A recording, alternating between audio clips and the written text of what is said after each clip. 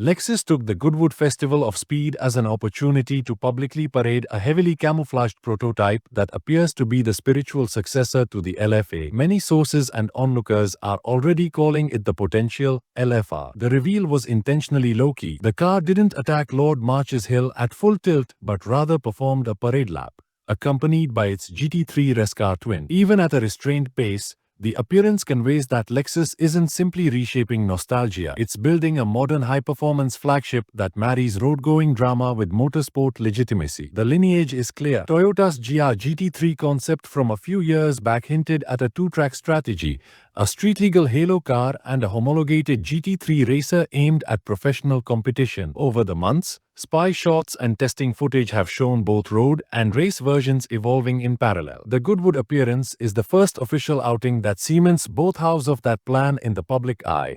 The production intent prototype side by side with the track-focused GT3 sibling underscores Lexus' intention to blur the line between factory performance and customer racing support. Mechanically, there's not yet an official spec sheet, but the acoustic footprint from the prototype's exhausts and prior spy intelligence point toward a hybridized twin-turbo V8. That architecture would make sense. It keeps the high-revving V8 character while using electrification to boost torque, efficiency, and on-track flexibility, especially useful for meeting modern emissions regulations without sacrificing performance. The GT3 twin we saw, of course, is tailored to the class rules, aero-focused, higher wing, and race hardware that typically excludes the production hybrid bits. Timing is another critical angle, with Lexus' current RCF homologated for GT3 through 2026. An arrival for the LFR as a 2027 model seems likely if the brand wants to maintain continuity in racing programs. Lexus has previously shown patience when launching halo models,